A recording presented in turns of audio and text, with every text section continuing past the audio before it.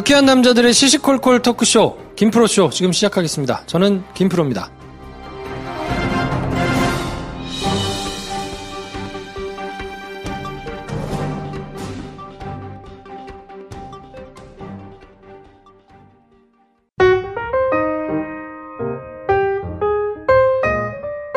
장편 영화를 준비하고 계신 배준현 감독님 나오셨습니다. 안녕하세요, 배준현입니다. 네, 한량 김선생 나오셨습니다. 안녕하세요, 김선생입니다. 네, 저는 영화 좋아하는 김프로고요. 이제 장마가 본격적으로 이제 시작이 돼가지고, 네. 막 비 많이 오고, 비 오는 거 너무 싫어요, 저는. 저도요. 그냥 신발이 젖는 게 너무 싫어요. 나도 양말이 축축해지는 게 기분이 너무 싫어.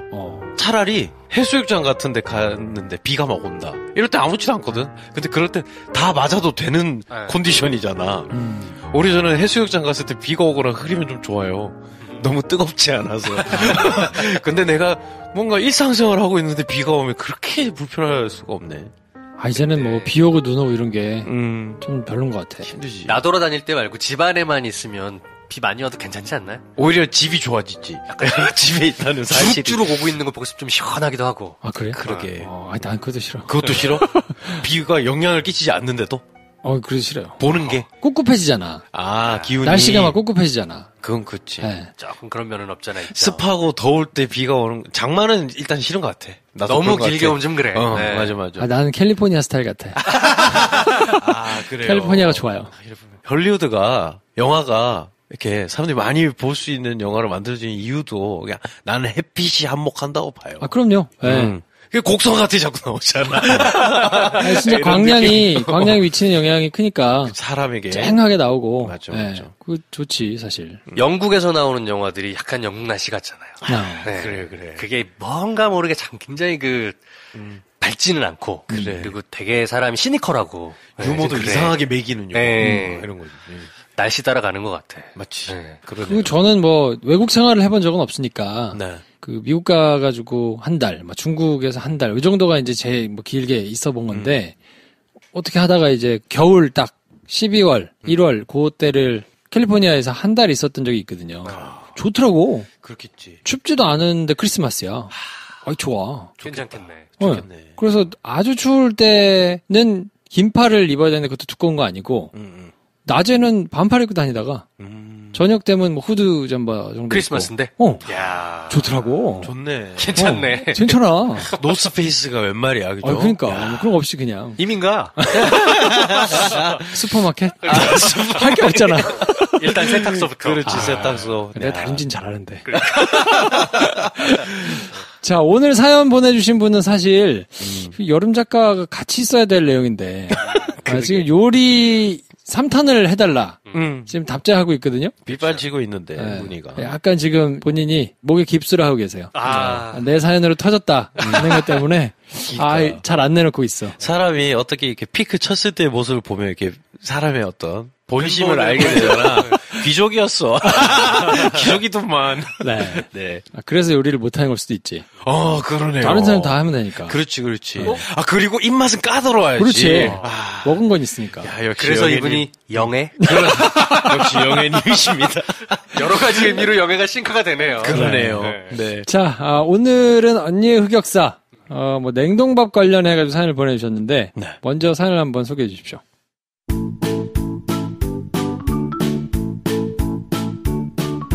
여름 작가님, 밥 그렇게 해동시키면 병 걸려요. 경험자 여기 있습니다. 예전에 살던 원룸의 붙박이 냉장고는 원도어 소형이었습니다. 냉장, 냉동이 한 공간에 있는 냉동이라기보다는 그냥 살얼음이 되는 거죠? 전자레인지는 없던 상황이라 밥을 야채와 볶아 얼려두고 먹을 때 다시 볶아서 먹던 어느 날, 냉동고에 있던 밥이 살짝 녹았던 걸 신경 쓰지 않고 다시 볶아 먹었는데 그 길로 3일 동안 병가 받고 장트러블 배탈 고생이 1탄. 주말에 집에 가서 요양하고 오겠다고 저녁 기차 타고 가는 길에 옆자리 햄버거 냄새에 멀미까지 하는 완전 배탈로 2차 진행. 집에 가서 보양이라고 설렁탕 먹고 무슨 생각으로 그랬는지 팥빙수까지 먹는 도발을 하고 3차 완전 배탈로 진행되어 결국 다음날 피 보고 울고불고 링겔 맞고 동네에 이어가서 진료받았는데 이질이라고 하더군요. 냉장고 볶음밥으로 시작된 제 배탈병은 그렇게 만성 장 트러블이 되어 꽤 오래 고생했습니다. 저의 자치 독립생활 중 완전 흑역사였습니다. 야, 이렇다니까. 그래요. 진짜 개고생한다니까, 잘못하면. 밥을 어디 뭐 실온에 내놓고 그러니까. 야, 진짜 순수한 것 같아. 적당하게 녹는 데잖아. 적당하게. 먹을만하게 녹는다고. 너무 자연주의야. 적당하게 녹겠지. 그러면서 같이 균이 들어가지, 이 사람아. 참. 여름 작가는 요즘도 이렇게 적당히 녹이는 걸 선호하고 있을까요? 요즘에는 그렇게 드시지는 않는 것 같고, 이제 확실히 라면에는 하도 이제 그래서, 그거는 조금 맞춰서 이제 끓이는 게 아닌가 싶은 생각이 조금 들고. 라면 끓일 줄은 이제 아신다. 네.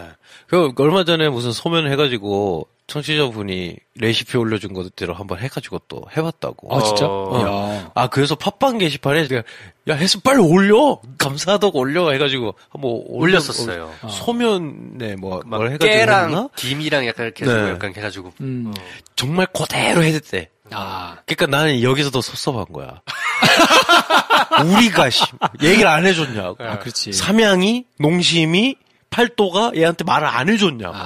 얘 일평생 동안 얘기를 해줬는데 안 듣다가 누가 그 삼양라면 뒤에 있는 조리예를 팟빵 게시판에다 그대로 올려주시면 그래. 하겠네. 그러니까. 네. 그리고 그거를 삼양이 아니고 본인이 이렇게 하니까 맛있더라고요라고 올리시면 그대로 또 할 수도 있어요. 아. 그러니까 이 정도로 사람이 무슨 기준이야? 귀족이라 그런 것 같아요. 가까이에 있는 자기를 잘 알고 그래도 자기 건강을 생각해주는 사람 말을 안 들어. 안 들어. 그렇죠. 참 정말 멀리 있는 그렇죠. 멀리 있는 분들의 얘기는 들어. 그렇지. 무슨 심리야 이거? 귀족의 심리가. 저는 옛날에 네. 그 노로바이러스입니까? 네. 노로바이러스가 한번 걸려가지고 죽다 살아난 적이 한번 있는데 어떻게 돼요? 걸리면? 진짜 내가 그때는 야 노로바이러스 무서운 줄을 그때 알았네. 그때 그냥 저 서초동 출입할 때예요. 점심을 나가서 먹는데 상호를 말씀드리긴 그런데 그 서초동에 이제 회를 초밥 비슷한 걸 맛있게 하는 새꼬시집이 하나 있어가지고 점심에 종종 간단 말이에요. 그래서 그날도 뭐 취재원이랑 갔을 거예요. 누구랑 가서 거기서 밥을 먹고 그리고 나와가지고 차를 한잔 하고 들어왔는데 아마 그 새꼬시 회가 조금 문제가 있었던 것 같아. 들어와가지고 이제 기자실에 앉아 있는데 죽겠는 거야. 장 트러블 시작. 배가 너무 아픈데 이게 설사가 아니고 복통이 너무 심하더라고요. 처음에는 이제 가서 화장실 가가지고 다 비워냈는데 나올 게 없는데도 너무 배가 아파가지고 배가 아파. 복통이 진짜로 꽉 누르는 것처럼 너무 아픈 거예요. 그래가지고 어디 가 있을 데가 없으니까 병원을 가기도 약간 애매한 지금 그때 막 병원을 갈 정도로 막 그렇게 아프기는 약간 전 단계로 아픈 거예요. 그래가지고 차에 들어갔지. 승용차에 들어가서 배를 움켜잡고 누워가지고 거기서 한 2-3시간을 대굴대굴 구르다가 잠이 든 것 같아. 너무 지쳐가지고. 힘 빠져서 힘 빠져서. 그래서 한 1시간인가 잠들었다 깼는데 다행히 경증이었지. 그러니까. 그래가지고 나와서 저녁 먹을 시간이 된 거야. 술 먹으러 갔지. 멀쩡해졌길래. 어떻게 자기 약속을 깰 수는 없잖아. 해결됐어, 그래? 그래서 해결은 됐어요. 정말. 근데 노로바이러스, 그때가 이제 노로바이러스가 막 한참 기승을 부린다고 막 뉴스 나오고 막 이럴 때인데, 와, 진짜 무섭더라고. 근데 아프구나. 다행히 아주 심하게 막 그런 정도는 아니었던 것 같은데, 그러니까 그냥 1시간 그렇게, 진짜 근데 그때 잠든 거는 제 의식으로 잠든 게 아니고, 힘 빠져서 힘 빠져서. 그냥 낑낑대다가 그치. 어떻게 하다가 잠이 들었어. 거의 기절한 거지. 거의. 와, 진짜 죽을 뻔 진짜. 영화 현장에서 다 같이 도시락 드실 때 많잖아요. 네. 여름에 현장에서 배탈 다 같이 나가지고 막 난리 난 그런 현장 같은 거 있지 않나요? 장이 예민한 사람들이 있어요. 아, 그래서 진짜 고생해요. 그러다가 근데 그게 또 신경성이잖아. 네. 예민한데 속이 지금 안 좋은데 스트레스 더 받고 그걸 더 조심해야 되고 사람들이 더 케어해주면 그게 더 회복이 안 돼. 신경 쓰여가지고. 네, 신경 쓰여가지고 그래서 계속 신경 쓰여서 막 그런 애들은 정말 고생하는데 보통 그런 일이 언제 일어나냐면 화장실이 굉장히 열악할 때. 그걸 그러면 내가 이거 이따가 이 정도 시간이 나한테 확보돼야 되는데 하면서 계속 그거 신경 쓰다가 갔는데 쾌변을 못 하고 조금 아프면 약간 밥 안 먹고 밤새고 그러다 챙겨 먹고 지금 가야 되고 막 이러면서 막 미쳐버려요 애들이. 그렇게 하얀 애들이 몇 명씩 있어요. 저도 그런 적 있었거든요. 뭐 이 화장실 없는 데인데 여기서 그냥 이번 주 여기 있어야 되는데 어떻게 그래? 숲을 뭐 이런 데서. 또 화장이 멀어. 먼데 나는 자주 가야 될 것 같은데 내가 자주 갈 지금 상황이 아니야. 안 먹어야겠다. 차라리. 그 되게 조심해서 먹는다고 먹고 근데 그럼 배고프고 그러다가 막 버티다가 막 쪼 먹고 밤에 탈나고 막 잠 안 자고 막 그런 걸로 고생하는 사람이 좀 많죠. 정말 개판이네요. 네, 그래서 밥을 무조건 잘 줘야 되고 일단 그게 밥을 잘 먹으면 현장이 많이 편해질 거 아니에요? 모든 일이 그렇잖아. 잘 먹고 하면 바쁘게 먹는 것보다 밥 시간은 정확하게 충분히 천천히 먹고 그리고 화장실이 쾌적해야 돼. 그리고 숙소는 넓을 필요 없어. 깨끗하기만 하면 돼. 넓은 데 줄 필요가 없어. 들어갔는데 막 냄새나고 막 이러면 진짜 피곤하거든요. 근데 열악한 환경에서 로켓 촬영하면 보통 그게 열악해. 그 세 가지가 다 열악해요. 그렇지. 그 애들 난리가 나는 거지 뭐. 근데 그걸로 이제 약간 이상한 전우애가 생기죠. 무슨 해병대 캠프 갔다 온 마냥 뭐 그런 일들이 있죠. 우리 영화 세라비에 보면 나오잖아. 아, 그렇지. 거기도 맞아. 음식 양고기 잘못 먹었다가 다 밴드 죽어가 있고. 다 배달라고, 그지. 심지어 그래가지고, 그냥 주는 대로 그냥 별거 아닌 도시락 먹은 애들은 멀쩡하고. 그렇죠. 거기 있는 거 챙겨 먹은 애들은 탈라고. 하여튼 여름 작가, 우리말 좀 들어. 조만간 여름 작가님 모셔가지고, 개편 특집으로 한번 보실까요? 괜찮네. 요리형의 요리 그치. 레시피 이런 걸로? 야, 진짜, 되도 않게 인기 끌 것 같아. 고정으로 해달라면 그런 거 아니야? 진짜 되도 않게 엄청나게 인기 끌 것 같기도 하고, 그러네. 그럼 한번 고민해보겠습니다. 그리고 그거를 나중에 자신만만하게 하는 거를, 진짜 관찰 카메라로 찍어 놓고 싶다. 그래서 본인이 막 하면서, 왜 이러지? 이러면서 먹고, 맛없어 하는 거를 너무 보고 싶다. 그런 생각이 드네요. 네. 하여튼 약간 독특한 긴 한 것 같아요. 독특하지. 독특한 스타일이 좀 있기는 해요. 네. 안 독특하죠. 들어. 시리얼을 컵에다가 먹는 게 많이 먹나요 그렇게? 안 먹죠, 그렇게. 처음 봤어 나는. 나도 처음 봤어. 머그컵에다가? 아니, 그냥 컵. 그냥 컵에다가? 지금 나 커피 따라 이 컵에. 거기다가? 넣고. 여러 종류의 컵. 그냥 물 마시는 컵에다가 시리얼을? 시리얼을 넣고 이렇게 해가지고 먹더라고. 우유랑? 네. 왜? 몰라. 모르겠어. 근데 이게 퍼먹기가 힘들잖아. 힘들지. 적게 먹을 거면 적게 해서 먹으면 되잖아요. 그냥 밥그릇에 조금 넣으면 되잖아. 밥그릇을 넣으면 되잖아요. 그쵸. 근데 꼭 그걸 이렇게 컵에다가 네. 해서 먹는. 예뻐 보여서 그런가? 모르겠어. 컵이 이뻐서 그런가? 그런가? 아야. 다음에 물어봅시다. 그걸 물어봐야겠다. 네. 왜 컵에다가 드시나? 그러니까. 그래서 나는 이게 여자들은 보통 저렇게 먹는데 내가 이걸 처음 보는 건가? 아니야. 그렇지 않지. 그런가요? 우리 영어 이름을 너무 보편적인 바운더리에 넣지 마세요. 네. 특이 케이스. 아니, 전 그런 줄 알았어. 그러게. 근데 그래서 물어보진 못하고 저게 다들 저렇게 먹는데 내가 약간 유별난가? 가끔 머그컵 있죠. 머그컵에다가 따뜻한 습 먹는 거는 많이 보잖아.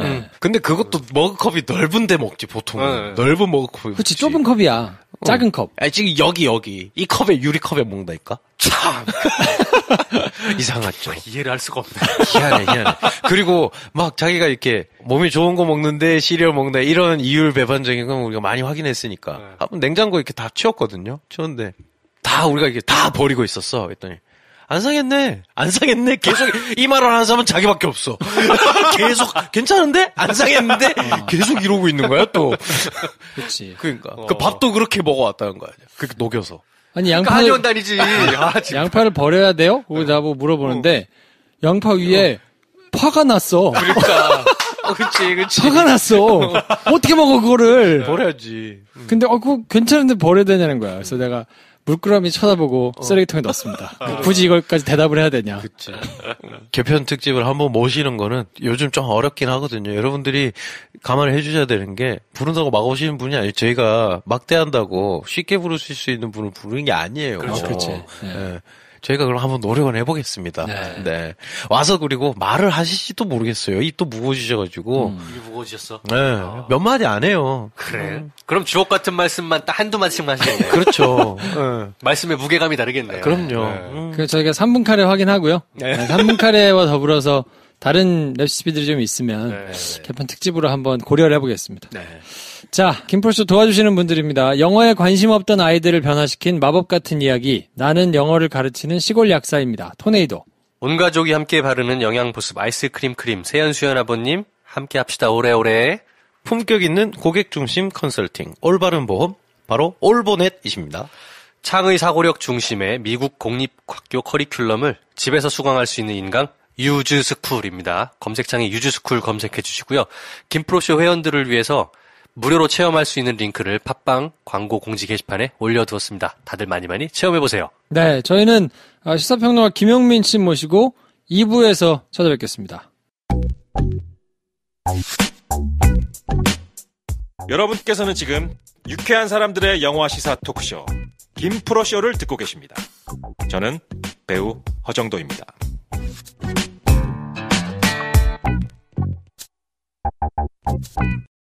자, 김프로와 함께하는 시간입니다. 김프로. 네, 안녕하세요. 김프로입니다. 예, 드디어 이제 방학을 맞아가지고, 제가 이제. 할렘으로 오셨어요. 그렇습니다. 대학 강의를 마치고, 이제 금요일이면은 항상 좀 널널합니다. 그래서 김프로가 있는 이곳 현대 월드타워에 와서 지금 녹음하고 있는데. 야, 근데 제가 여름은 처음 나는데. 야, 여기서. 장난이 아니네요. 그래. 고생 좀 해봐야 돼요. 네, 많이 성숙할 겁니다. 야, 진짜. 이게 뭔가 돌을 닦는 기분이에요. 그렇습니다. 네. 떨어지는 땀방울과 함께. 여기서 부처님이 독도하셨다는 얘기가 있어요. 여기서. 그랬을 것 같아. 예, 네. 그렇습니다. 해탈합니다. 네. 예. 그리고 김프로의 여름나기 어떻습니까? 뭐 저희는 이제 그 배감다고 같이 시나리오를 열심히 이제 준비를 하고 있기 때문에 예, 부처님의 경지에 이르면 좋은 시나리오가 하나 나오겠죠. 그래요. 네. 그 배드신도 있어요? 첫 밤부터 배드신 좀 위험하죠. 그래. 극영화잖아. 그렇죠. 네. 근데 이제 배드신을 하면 청소년 관람 불가가 되기 때문에. 그럼 또 이게 뭐 영향이 있습니까? 그럼 영향이 있죠. 이게 청소년 관람 불가냐, 15세냐에 따라서. 네. 관객 수가 한 30% 정도 차이가 나기 때문에. 그래요? 네.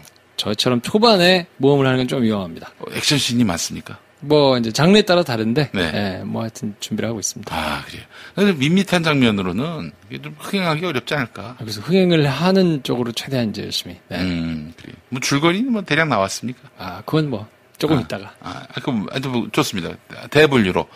멜로입니까? 이게 액션입니까? 역사물입니까? 뭐. 제 전공을 살려야 되니까 아무래도 이제 범죄와 관련된. 범죄와 관련. 네, 경찰, 검찰, 법원, 요쪽 사건 관련된. 요런 쪽이죠. 네. 그래요. 내부자들, 이런 영화가 생각이 납니다. 조금 세게 가면 그렇고, 조금 가볍게 보면 이제 범죄 재구성, 이런 거. 그렇죠. 네. 그런 바운더리에 있는 쪽을 이제. 그럼 그런 영화는 배우가 중요하겠네. 네. 배우 컨택하고 있습니까? 이건 일단 시나리오가 다 나오고, 네, 원고가 나온 다음에, 그걸 가지고 이제, 할지 말지를 결정하는 거라. 제가 2편의 영화에 카메오 출연을 했는데, 그다음부터는 다시는 카메오 출연, 시켜달라, 이런 말 안 합니다. 너무 시간이 많이 걸리고. 그렇죠. 그리고, 이게 보니까 소금 뿌리는 연기가 있었는데, 내가 봐도 어색해. 이건 진짜 전문인이 해야 한다. 그렇죠. 그런 생각도 들면서, 제가 또 하나 생각한 게 뭐냐면, 배우들은 참 훌륭하다. 훌륭하죠. 그러니까 배우는 자기 자신을 긍지를 갖고 보지 않으면은 배우를 할 수 없잖아요. 그렇죠. 예. 네. 남 앞에서 자기를 드러내야 하는 건데. 그래서 아이들한테 이 그러니까 연기 연습을 시키면은 이 아이를 훌륭한 사회인으로 만들어낼 수 있는 기본은 닦을 수 있지 않겠는가 하는 생각이 들더라고요.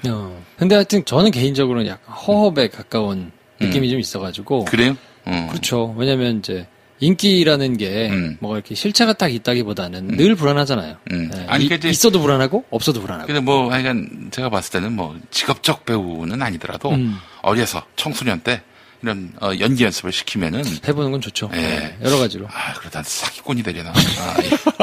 농담입니다. 네. 예. 네. 제가 그래서 교회를 이제 오픈합니다. 처음 방송에서 얘기하는데 교회를 오픈하면은 이 교회 안에 어린이 청소년을 위한 연기 교실을 해보려고 합니다. 이게 직업적 연기자로 키울 목적보다는 아이들에게 자긍심을 키우는 당당한 자아를 만들어내는 그런 일들을 한번 해보고 싶어요. 그렇죠. 저도 얼추 옆에서 이제 정신과 전문의 모시고 여러 이제 얘기를 한 지가 좀 됐으니까 네. 보면 실제로 이제 치료를 위해서도 드라마를 사용하기도 하고 그렇죠. 또 외국이나 이런 데에서는 극 활동을 통해 가지고 이렇게 하는 게 어렸을 때부터 정리가 돼 있어서 그거는 굉장히 많이 도움이 되는 것 같아요. 제가 김어준 씨를 보면서 자아가 확실한 사람은 뭘 해도 하는구나 그런 생각을 갖게 됐습니다. 그래서 자아를 가진 우리 젊은 세대, 우리 어린 세대를 육성해야 되겠다 이런 마음이 들었습니다. 예.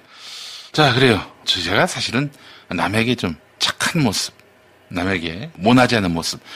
이걸 보여주기 위한 삶을 살다가 드디어 이건 아니구나 생각을 했습니다. 어떻게 좀 이제 모난 모습을 보여주십니까? 아니 그러니까 왜 남을 위해 사냐 이거예요. 나는 나를 위해 살아야지. 예, 그래서 드디어 이제 40 넘어서 자각을 했습니다. 네, 그래서 이제는 정말 제 자신에게 당당한 모습을 찾아야 되겠다. 이제 드디어 40 넘어서 깨달은 거예요. 예, 참 그걸 20살 이전에 깨닫게 한다면 이 아이들은 20대부터 스마트한 자기를 탑재하고 살지 않겠냐 이거죠. 지금 사실 지금 봐도 내가 뭐 하고 싶은가 자기 욕망을 정확하게 아는 사람이 사실 많지 않아가지고 그거를 어렸을 때부터 아는 건 매우 중요한 것 같아요. 그 얘기를 왜 하냐면은 제가 몇 년 전에 들은 얘기인데 어느 나라 검사인지는 얘기 못 하겠습니다. 사법고시 합격을 했고 뭐 검사 임용하는 과정에서 무슨 심사 면접 뭐 이런 게 있었는데 이제 물어봤대요. 이 심사 면접 이거는 뭐 당락을 결정하는 그런 건 아닌데, 당락을 결정할 수 있겠죠.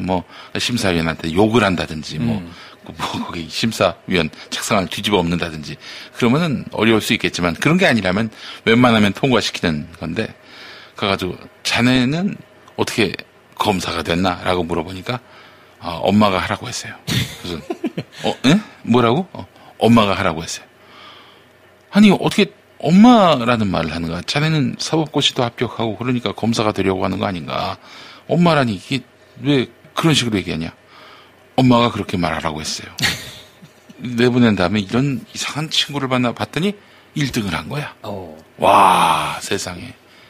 이거 보면서 이게 지금 혹시 어느 나라인지는 모르겠지만 사법부나 준사법부에 이런 사람들이 혹시 들어가 있는 나라가 있지 않을까. 근데 실제로 그런 우스갯소리가 서초동에도 많이 있어요. 그래요? 아무래도 대학교를 가는 과정부터 엄마들이 딱 모여가지고 이 플랜 짜고 시간표를 다 짜주잖아요. 그래서 그거에 따라서 움직여가지고 정보 다 가져와가지고 해줘서 대학교 가고 사시도 또 그렇게 하고 뭐 이런 게 많다 보니까 나중에는 판결문도 아마 엄마가 써줄 거다. 근데 그거를 우스갯소리가 아니라 진짜로 그럴 가능성도 있다. 판례 공부하고 뭐 하고 해가지고 이렇게 할 가능성도. 근데 그것도 여태까지 로스쿨까지 그렇게 쭉 갔는데 어렵지 않은 얘기라고 하는 상태니까 심각한 상황이에요. 정말 현대판 음서제인 거지. 음서제. 이렇게 하면 망하죠. 이렇게 하면. 그렇습니다. 그래서 그런 사람들이 있다면은 그런 사람들이 기본적으로 남의 아픔에 대해서 적어도 검찰청사 법원 청사 이런 데 오는 사람들은 아픈 사연이 있어서 온 사람들 아닙니까? 이런 사람들에 대해서 공감하지 않으면 괴물 같은 판결을 내릴 수 있지 않겠는가? 그런 염려가 들면서 그러면서 요즘에 영장기각, 연이은 영장기각을 보면서 답답한 마음을 금할 길이 없습니다. 그래서 이제 이번 주는 그 얘기를 좀 해야 될 텐데요. 권성동 의원, 이채필 전 고용노동부 장관, 그리고 지난달에는 이제 이명희 씨죠. 중앙지법에서 이제 기각된 영장들만 보면 중앙일보가 또 이렇게 묶어가지고 기사를 쓰기도 했던데. 중앙일보는 검찰의 무리한 영장 청구에 제동을 건 의인처럼 묘사합니다. 그렇죠. 중앙일보는 정도가 그 정도로 심하지는 않고 약간 아사모사한데 지금 말씀하신 그런 논조를 썼고 조선일보는 아예 대놓고 아예 대놓고 막 신나가지고 지금 검찰을 조지고 있는데 보수지들이 나서가지고 지금 검찰이 저거 문제 있다라고 지금 욕하고 있고. 이게 윤석열 욕하는 거 아니에요, 한마디로? 그렇죠. 검찰 수사가 이게 쭉쭉 진행되는 거가 마뜩치 않은 거라고 봐야 될 거고요.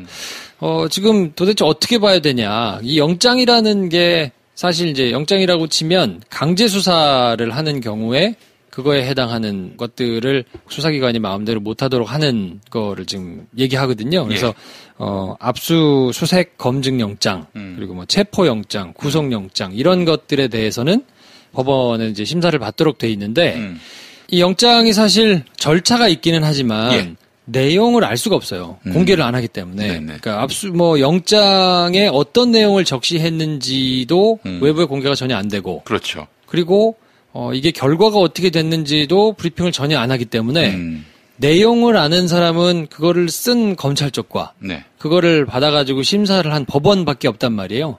그리고 항상 나오는 문구는 또 정해져 있잖아요. 범죄 사실이 소명되고 증거인멸과 도주의 우려가 있으면 발부하고 기각된 경우에는 대부분 범죄 소명 사실에 비춰서 다툼의 여지가 있고. 다툼의 여지. 다툼의 여지가 없는 재판도 있습니까? 없는 재판도 있죠.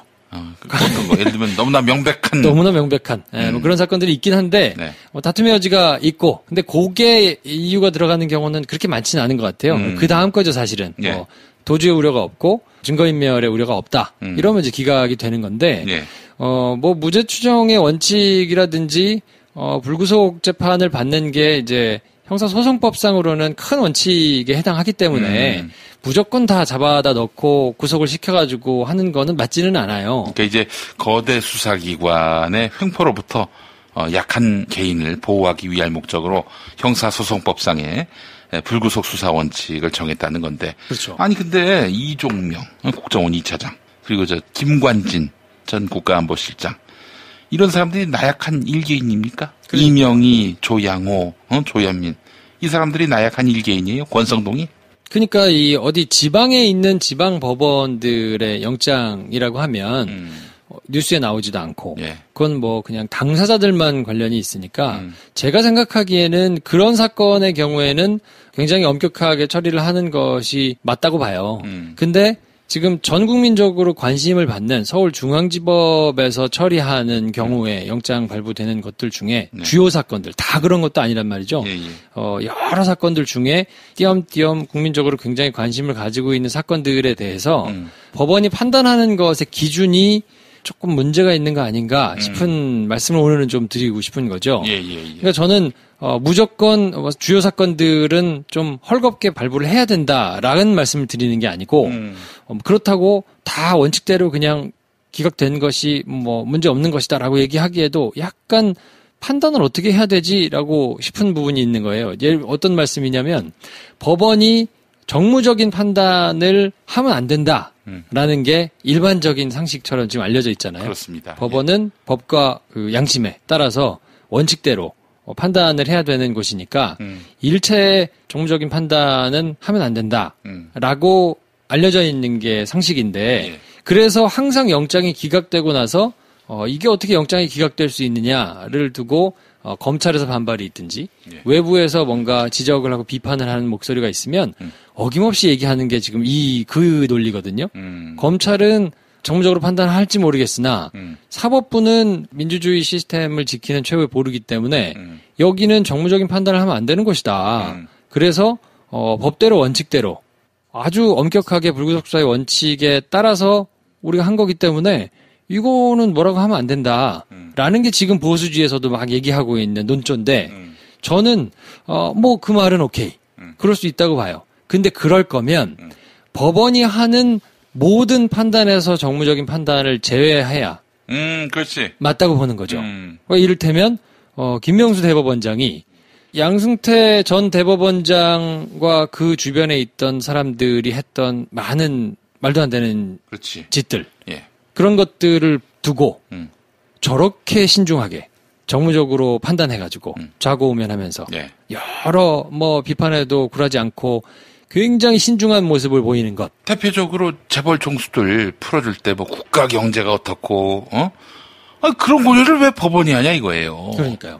그런 고려는 대통령께서 저 기업은 지금 수감된 회장이 없으면은 망하겠다라고 판단했을 때 국민에게 충분히 설득하고 그런 다음에 사면 복권할 수는 있지만 법원이 왜 그것까지 고려해 주냐 이거야. 저는 사실 거기서 한 발 더 나가서 대통령이 그런 사면 복권도 막 하면 안 된다고 생각하는 편인데 어찌됐건 얘기한 대로 이렇게 까다롭게 영장을 기각하고 판단을 할 것이라면 그러면 지금 대법원에서 일어나고 있는 많은 말도 안 되는 일들에 대해서 분기탱천에서 일어나서 얘기를 하는 것이 맞지 않나 싶은데 그렇죠.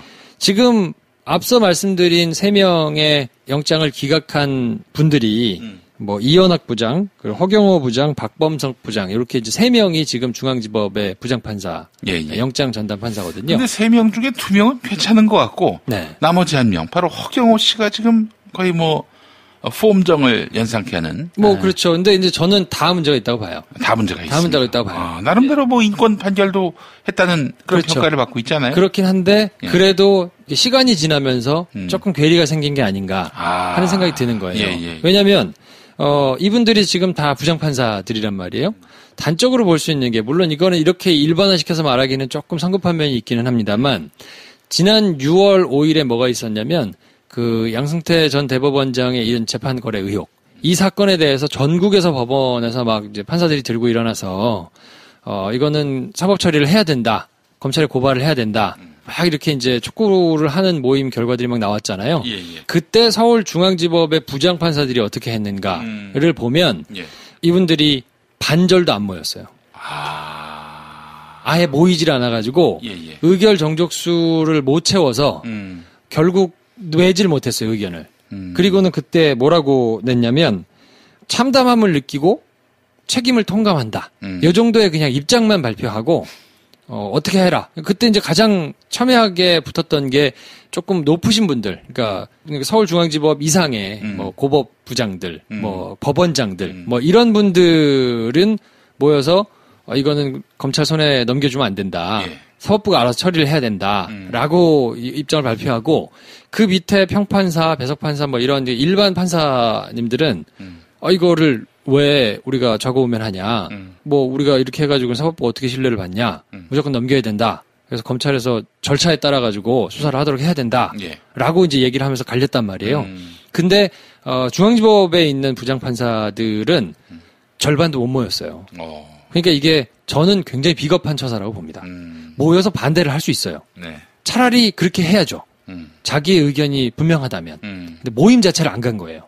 113명이 지금 서울중앙지법에 부장판사로 있는데 이 중에 절반이 안 모였다니까요. 근데 뭐 이때 그러면 이 세 분이 여기 부장판사로 있었느냐 뭐 그건 이제 좀 살펴봐야 되겠습니다만 저는 이게 시사하는 바가 있다고 보는 거죠. 그러면 그 자리에 안 가서 왜냐면 가면 내가 결론을 뭔가를 내야 되잖아요.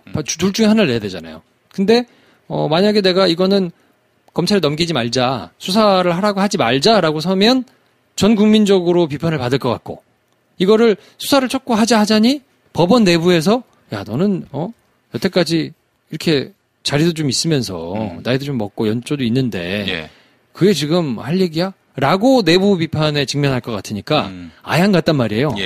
그러면 이거는 얼마나 고도의 정치적이고 정무적인 판단입니까? 그러니까 이미 서울중앙지법 부장 정도 이상 되는 간부급의 판사님들은 국민들의 법감정 내지는 사법부에 대한 기대 뭐 이런 것과 굉장히 상당히 지금 유린이 돼 있고 격리가 돼 있거든요. 구름 위에 계신 분들이군요. 한마디로. 잘 판단을 못 하시는 것 같은데 그러니까 만약에 제가 말씀드린 대로 이거는 법과 원칙에 따라서 법률가의 양심에 따라서 우리가 판단하는 거니까 딴지 걸지 마라. 그리고 이거는 불구속 수사가 대원칙이기 때문에 이거는 엄격하게 보는 것이 맞다. 그러려면 지금 김명수 대법원장이 저렇게 정무적인 판단 못 해가지고 똥볼을 차면서 계속 뭔가 달라는 거 안 주고 뒤에 두드러 맞으니까 어쩔 수 없어서 내주고 뭐 지금 수사도 그렇게 지금 진행되고 있잖아요. 이런 행태에 대해서 분기탱천하면서 글이라도 쓰거나 뭐 바깥에다가 쓰기가 뭐하면 법원 내부에 자기들끼리 보는 코트넷에다가 영장 부장들이 써야죠. 그래서 이거는 말이 안 된다. 법대로 원칙대로 합시다. 누구보다도 그렇게 주장을 하고 이런 판단이 나온다 그러면 그럼 지지하겠어요. 그렇지. 뭐 저거는 좌고우면 하지 말고 원래 써져 있는 대로 하는 역할대로 그렇게 한다라고 생각을 해줄 수도 있겠으나 그거에 대해서는 아무런 입장도 발표하지 않고 내부적으로 문제 제기도 하지 않으면서 오로지 자기들이 지금 이렇게 비판받는 거에 대해서만 발끈하고 나서는 거는 저는 문제가 있다고 보고 저는 서울중앙지법의 영장부장 정도 되는 영장판사 정도 되는 그러니까 미디어에 노출이 될 수 있는 자리가 그렇게 많지 않거든요. 판사들 자리들 중에서도. 그러니까 공보를 담당하는 뭐 공보판사 이 사람들은 기자를 계속 만나야 되니까. 그리고 행정처에 있는 주요 보직에 있는 판사들 이런 사람들은 기자들이 수시로 찾아가기도 하고 자기들이 뭔가 정책을 만들었을 때 이렇게 대언론을 또 활동을 해야 되니까 만나는 것도 있고 뭐 그런데 서울중앙지법의 영장 판사 정도 되면 빈도수로만 치자 그러면 굉장히 빈번할 거거든요.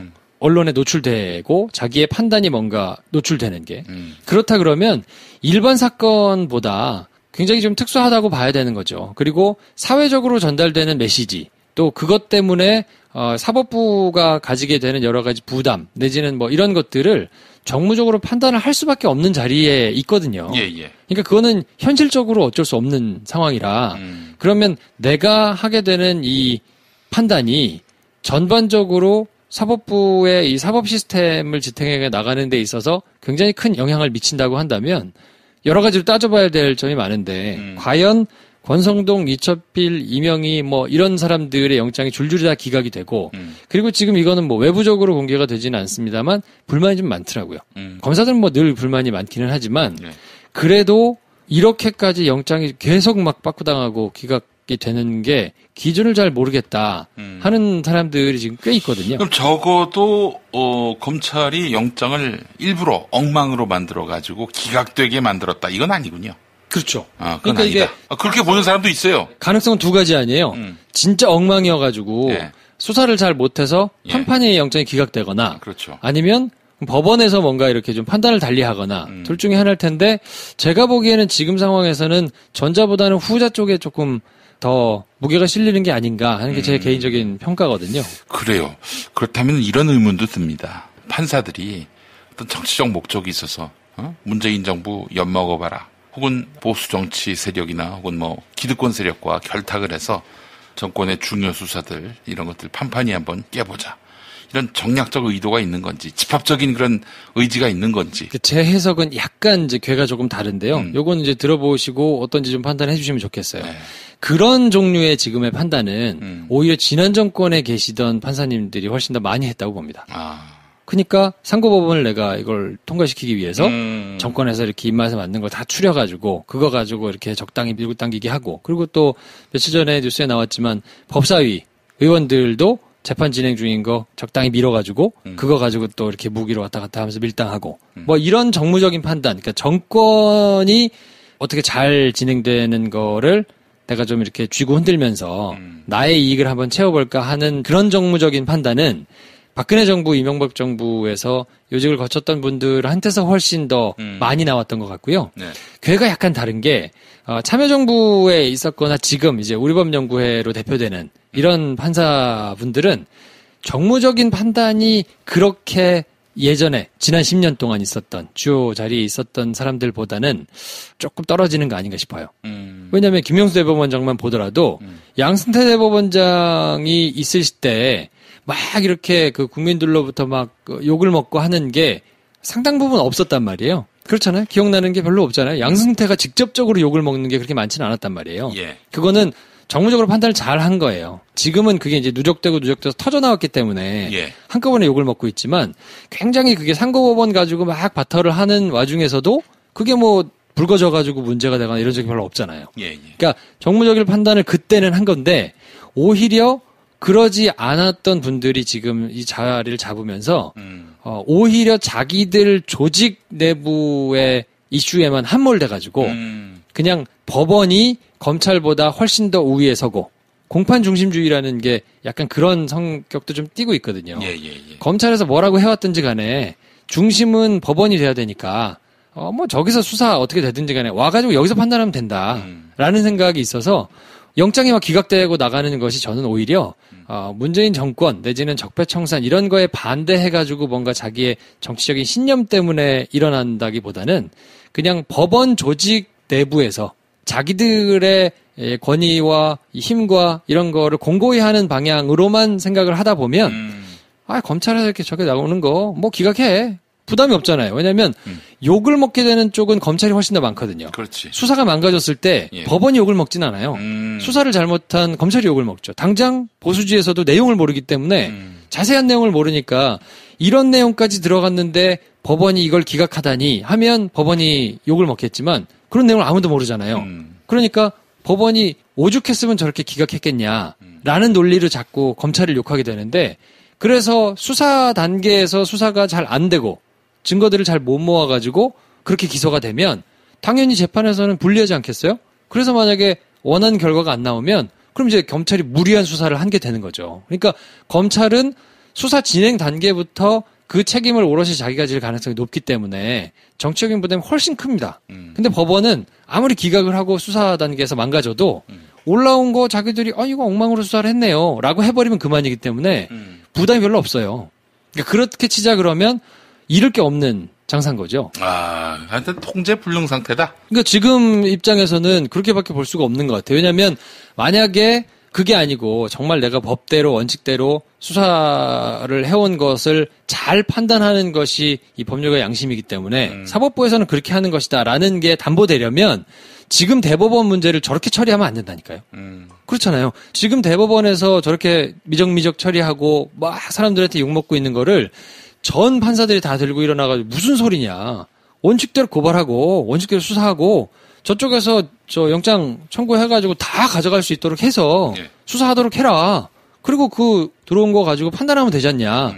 라고 하면 될 일인데 그건 또 그렇게 받기 싫잖아요. 그러니까 자기들이 3차에 걸쳐서 다 자기들이 그냥 먼저 한번 해보겠다고 했는데 그것도 미진하니까 욕 먹을 대로 먹고 그리고 나서 넘겨가지고 하는데 뒤가 우중됐다가 또 안 주고 그러다 욕 먹으니까 또 할 수 없이 내주고 계속 이런 지금 자기들이 어떻게든 욕먹는 건 안 해보려고 애를 쓰고 이렇게 나오는 거를 보면 아 결국은 법원이라는 조직도 지금 뭐 대의 내지는 사법부의 역할 이런 거를 고소하기 위해 가지고 애를 쓰는 것보다는 그냥 조직 논리에 좀 함몰돼 있구나. 그래서 구름 위에 계시면서 잘 지금 어떻게 돌아가는지 모르고 그냥 자기 조직이 검찰에 비해서 좀 영향력을 가질 수 있으려면 어떻게 해야 되는가에만 지금 빠져 계신 게 아닌가.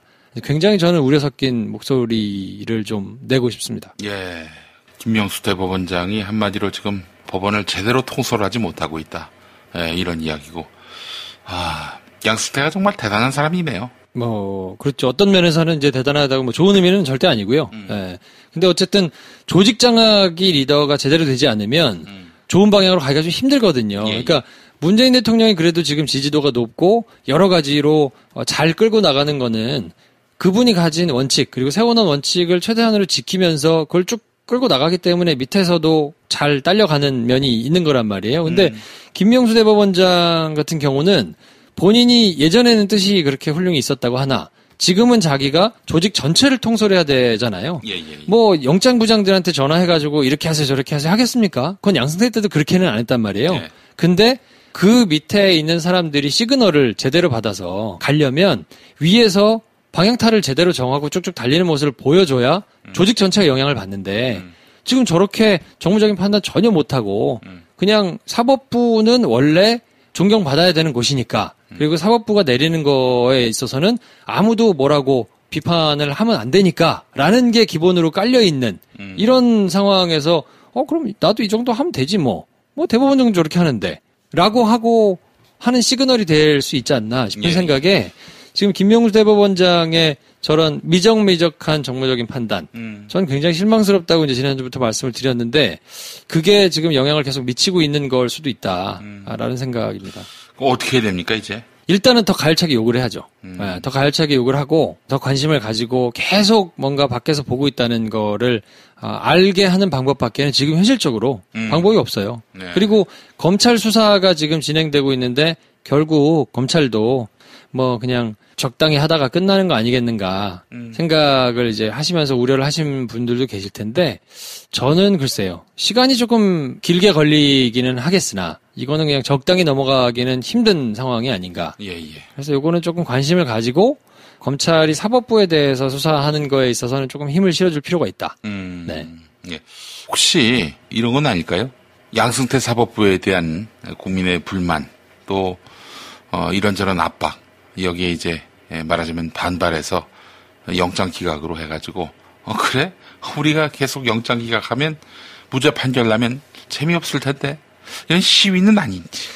아주 없다고는 못할 것 같아요. 아주 없다고 말할 수 없다. 아주 없다고 못할 것 같아요. 이란. 왜냐면 그게 이제 꼭 양승태를 보호하기 위해서라기보다 그냥 사법부에 대한 도전, 권위에 대한 도전을 불편하게 여기는 심리는 분명히 있는 것 같고 야 우리가 이 정도로 욕먹을 건 아니잖아 라고 자기들끼리 생각하는 게 영향을 어느 정도는 미쳤을 수 있다 생각하고요. 근데 어쨌든 이게 수사가 진행이 지금 되고 있는데 저는 길게 보면 미리 짚어가지고 한번 예견을 해보자 그러면 지금 있는 인적 구성상 사법부의 이 선수 구성이 너무 떨어집니다. 그러니까 어떤 거를 말씀드리냐면 국민들의 이런 여러 가지 여론 이런 거를 반영해가지고 나가는 센스, 정무적인 판단을 하는 감각 뭐 이런 것들이 굉장히 떨어지거든요. 예전에 비해서 오히려 예전이 훨씬 더 나았어요. 10년 동안 있어. 그래서 박근혜 전 대통령 어느 정도 일정 정도 시점 이상부터는 영장 진짜 많이 나왔거든요. 예. 지금 같은 기점은 그렇게 영장 못 나왔어요. 근데 오히려 그때는 이 사람들이 정무적인 판단을 한 거죠. 아, 이건 영장을 지금 거스를 수 없구나. 실체적인 진실을 밝히는 게 훨씬 맞구나. 그래서 지금 상당 부분 진행이 됐을 텐데 만약에 지금 같은 기조로 예전에 박근혜 전 대통령 주변 수사가 진행되는데 영장 기각됐다 그러면 전혀 다른 결과가 나올 수도 있거든요. 예. 근데 지금 검찰에서 수사를 하는 여러 요직에 있는 사람들은 그러니까 지금 뭐 특수일부를 비롯해가지고 사법부 수사를 하는 사람들은 선수로 치자 그러면 뭐 개인기면 개인기, 실력이면 실력이 굉장히 높은 사람들이고 네. 그거를 방어하는 지금 사법부는 개인기가 좀 떨어지기 때문에 제가 보기에는 이렇게 판판이 끌려다니고 여론으로부터 지지도 못 받고 그러다가 결국에는 혹독한 결과를 치르게 되지 않겠나 네, 라는 생각을 하지 않을 수 없어요. 왜냐하면 저렇게 자극해가지고 자기들이 좋을 게 없거든요. 그러니까 만약에 정무적으로 만약에 정말 자기 조직만 생각가지고 판단한다 그러면 수사가 진행되는데 저렇게 말도 안 되게 뭔가 딴죽을 놓고 또 영장 기각 사유가 나온 걸 보면 약간 미묘하게 차이가 또 있거든요. 예, 예. 그 문구의 차이 이런 게 있어가지고 그걸 가지고 또 이례적으로 검찰에서 영장 나와 있는 표현을 그냥 다 공개하면서 문제 제기도 하고 그랬었는데 이렇게 정무적인 감각이 떨어지게 대응을 하는 걸 보면 검찰의 화를 굉장히 돋궈서 검찰이 수사를 열심히 해가지고 법원의 치부가 상당히 많이 드러나서 나중에는 이게 결국에는 사법개혁에 상당 부분 영향을 미칠 것이 역할을 할 것이지만 예. 좋아 보이진 않는다. 예. 예, 하는 생각이 좀 드네요. 예, 알겠습니다. 정말 참 지난주에 이어서 김명수 대법원장 뭐 하고 계십니까? 이러시면 안 돼요. 어디 지금 시간이 없어요. 뭐 6년밖에 안 되는 자리인데 뭐 한 10년, 20년 지금 텀을 놓고 지금 생각하시는 것 같은데 이렇게 하시지 말고 정말 주변 사람들의 이야기도 좀 많이 들으시고 그래서 좀 선제적으로 좀 판단을 해가지고 과감하게 결단할 때는 좀 결단하시고 이런 모습을 좀 보여야 여러 가지로 좀 정리가 되지 않을까 싶은 생각이 좀 듭니다. 예, 알겠습니다. 자, 김프로 오늘도 답답하지만 법원 내부의 그 기류를 소상히 설명해 주셔서 감사합니다. 자, 오늘 수고 많이 하셨습니다. 네, 다음 주에 뵙겠습니다.